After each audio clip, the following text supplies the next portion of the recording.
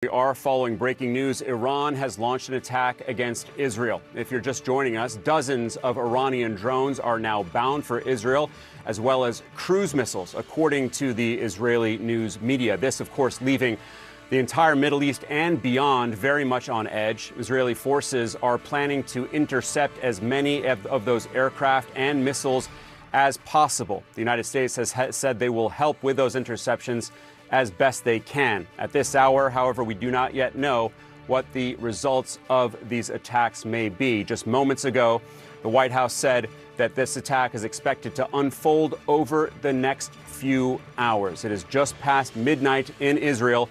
We have got reporters and analysts all over the map as we track this news, including MJ Lee at the White House, Jeremy Diamond in Jerusalem, Clarissa Ward in Tel Aviv, and Ben Wiedemann in Beirut. I want to get straight to our Ben Wiedemann, who is in Lebanon. Ben, if you could, please bring us up to speed with the latest. What is Iran using now to attack Israel?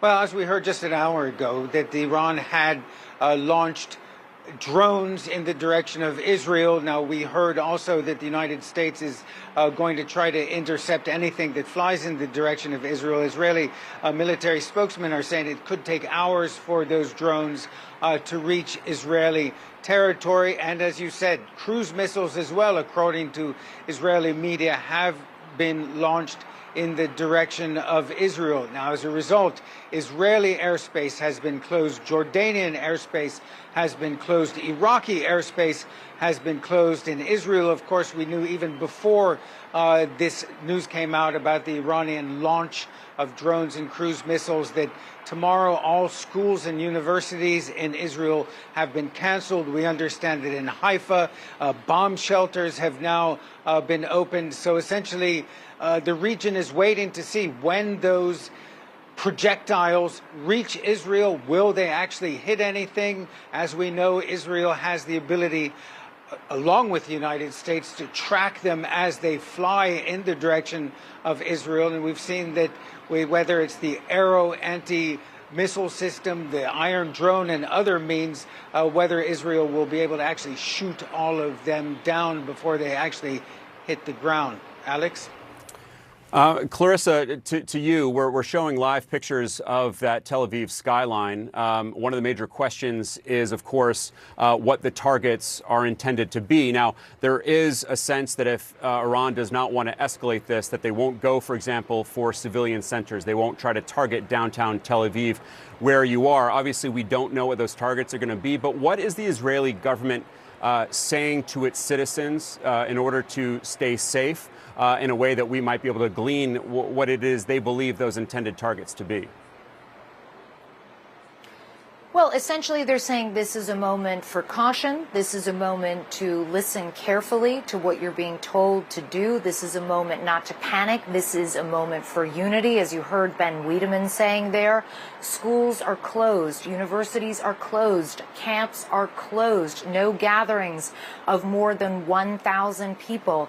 Everyone here being urged to keep a close eye on the news, on their phones, and pay attention to what they're told to do. I do think that the prevailing wisdom had been that Iran was telegraphing this for some time, that they had made it very clear they felt it was necessary to respond to Israel's attack on April 1st in Damascus that killed 7 Iranian officials, Quds forces, according to the Israelis. But now the question is, are they able to retaliate in a way that does not escalate? Are they able to find that so-called Goldilocks spot? And the fear is, of course, that given the backdrop, given the tensions, given the fact that we are really in a kind of unprecedented moment, that there are so many things that could go wrong, that there are so many potentially unintended consequences that could lead us into a regional conflagration that very few people across the region actually want to see. You have had U.S. CENTCOM commander General Eric Kurilla here for 2 days. He just left, talking about how the U.S. will work with Israel to deter any kind of attack. But certainly there is a sense that this is the precipice of a moment that could turn into something much larger if cooler heads don't prevail, and if the region is not able to collectively kind of come together and avert an all-out catastrophe. So certainly tensions are high, but I would not say that we are yet in a sort of panic stations moment. These drones are flying very slowly, as we have heard over and over again. It will be hours. The real question becomes whether they are then accompanied by attacks from Iranian proxies, missile attacks. What those targets could be, Alex, is pertaining to your initial question. We don't yet know. Everybody waiting and watching very closely to see what will come.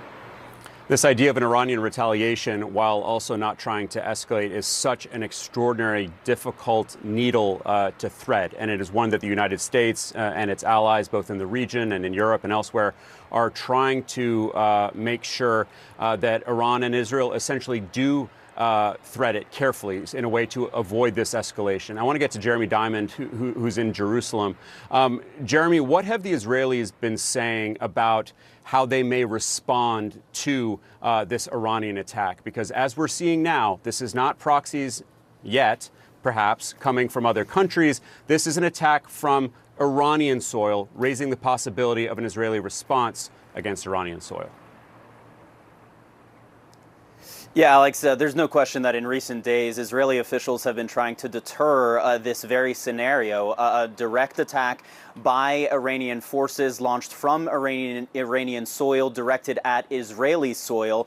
And indeed, in trying to deter it, they have been warning that an Iranian attack on Israeli soil in that context would result in an equal response from Israel, meaning an Israeli attack directed at Iranian soil. Now, the question that I have now is if Israel is able to intercept all of these drones or the majority of these drones, does that change the calculus from Israel? But of course, we don't know that this attack from Iran as of yet is limited solely to these drones.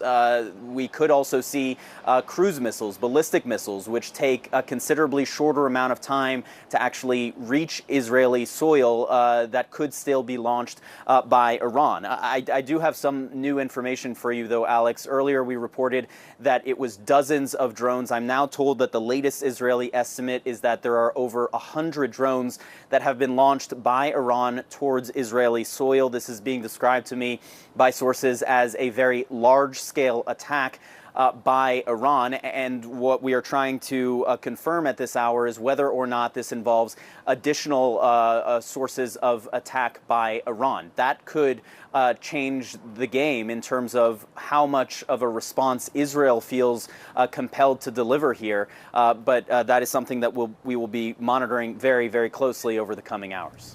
Yeah, we certainly will. It certainly underscores the type of response, the significant response that Iran is carrying out now against Israel. We've been showing that shot of the Tel Aviv skyline. We've gotten used to seeing that picture for the past 6 months, and the interceptions of the rockets coming from Gaza. But what is coming towards Israel right now in terms of those drones and those missiles is a lot more significant than those Hamas rockets.